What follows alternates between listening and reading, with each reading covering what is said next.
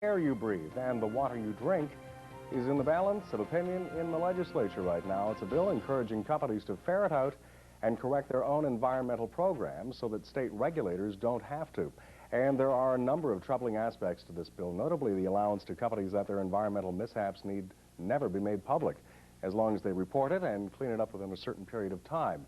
The bill, however, is stranded as we speak in a Senate committee, and we'll talk about that and why, and should business and industries be allowed to be their own environmental police. Here to talk about that is Sierra Club Representative Eric Huber. Good morning, Eric. Nice to have you here.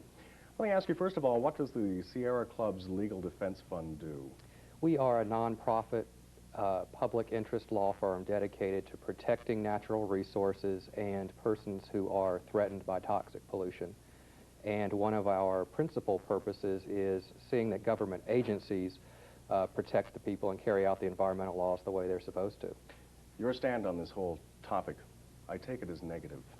Well, we see it as a polluter protection and secrecy bill, and it's being brought to you by the big industries and big business in Louisiana, and this is something that they have been marching across the country with bills like this, and now it's Louisiana's turn.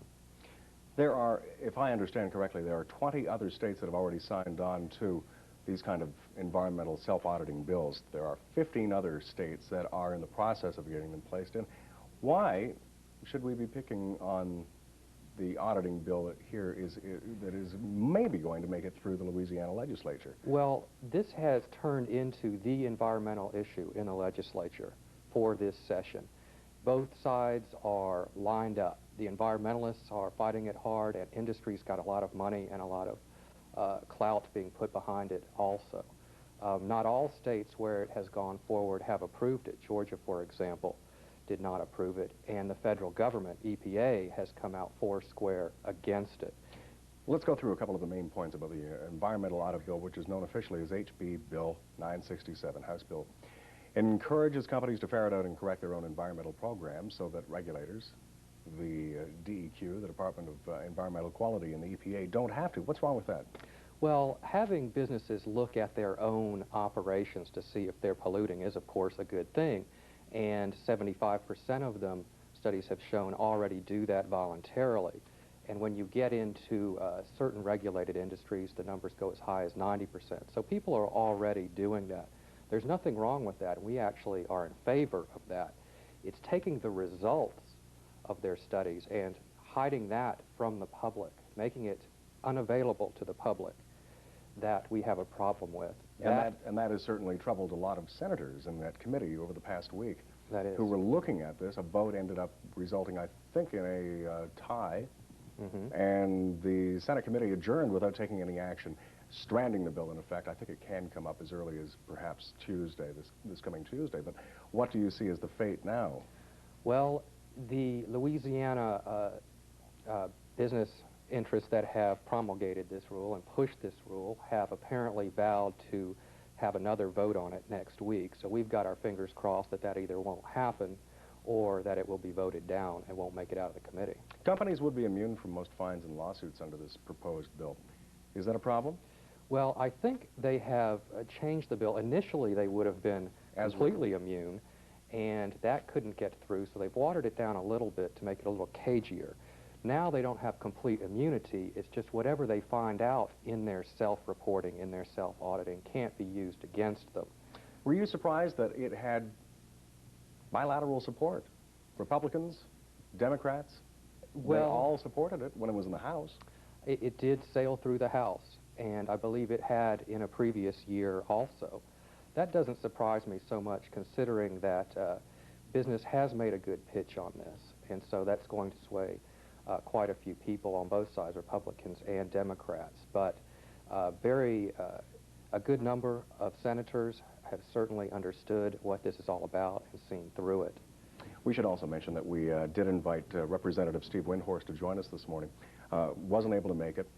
He is the author of this bill. He now says that, for all intents and purposes, the bill is pretty much dead. In fact, the changes that have been required that were made in the House and the changes suggested by the Senate committee have all but gutted this bill. He's lost any hope that it's going to pass. The Louisiana Association of Industry and Business, however, says keep going, keep trying.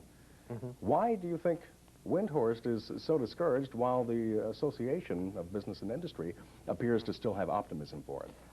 I can't really speak for Mr. Windhorst's motivation on this, but as I understand what happened in the committee is they revised the bill even further to make it so that the public could have access to this information. The public would know what was going on. And once that change was made, Mr. Windhorst no longer had the motivation behind the whole bill. Since secrecy was its goal, that was taken away, and so it just took the wind out of their sails. Now, to be fair, of course, Representative Windhorst would say secrecy was not going to be the issue here.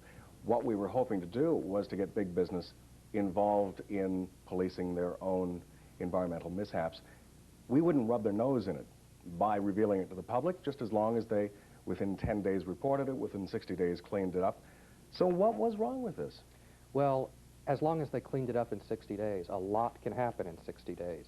That's 60 days of continued toxic pollution being dumped into a lake or river, for example, or into the sky, affecting all the people around these plants, and they would not have access to that information. They wouldn't know what was going on. They wouldn't know what was discharged, what was in the discharge, what effect this was going to have on them, provided that this accident, or whatever it was the subject of a self-audit. So what would be a company's inspiration now to be involved in something such as this if whatever their audit is going to end up reflecting badly on them in the public eye? Well, all good businessmen want to know what's going on in their plants and in their operations. And so the good businesses are going to continue to do this. Like I mentioned, the 75% that were already doing it anyway. They're going to continue doing this. Toxic pollution is a big problem in Louisiana. As I understand it, we're second only to Texas in the amount of toxic pollutants that industries release into the environment. That's correct. Worst when it comes to the amount of toxic chemicals we release into the water. Into surface water, that's right. So this is a big problem. This is a very big issue, particularly in this alley between Baton Rouge and New Orleans that is so heavily industrialized with polluting and cancer-causing industries. And so with that in mind, have you found that you have had a lot of public support coming to you in the Sierra Club, people standing up and supporting your position? Oh, absolutely. The environmental community is very strongly against this bill, and I don't think there's any dissent. So what happens now when we have a Louisiana report looking at the pollution that is coming from Louisiana, but the people who are backing support for this bill look to Texas and say things seem to be working out okay in Texas and it's a bigger polluter than us? Why is the EPA picking on us? Well, the EPA isn't picking on Louisiana. They were against it in Texas and are against it in all the states where it's gone forward. And they just think that it is not proper to come in and relieve people of criminal liability or give them an out in criminal prosecution. And in this case, the chicken guarding the hen house. Absolutely, absolutely. Louisiana was singled out, we should mention, by the EPA for its efforts to reduce the amount of toxic chemicals released, right? Yes. Is the Environmental Audit Bill then not a sign that Louisiana is trying to mend its ways, that this is perhaps a step in the right direction, even if it is a misguided step in some people's eyes? Well, I think that EPA stepped in and said to the state that if, in fact, this bill is passed, the state stands to lose tens of millions of dollars in federal funding. That's how seriously they took it. What happens come Tuesday if this issue starts coming up from the dead like a phoenix? And, well, it could. What will your group do about this? Well, our group and the others that are out there that are really in Baton Rouge and lobbying hard on this will rally the troops to put pressure on the senators, in this case, for the eventual floor vote. All right, well, it's going to be an interesting fight, too. Eric Huber of the Sierra Club Legal Defense Fund, we're so glad you were able to join us this morning here on ABC 26 News This Week. Thank you. And when ABC 26 News This Week continues, the highlights and the lowlights of a week that was. We'll be right back.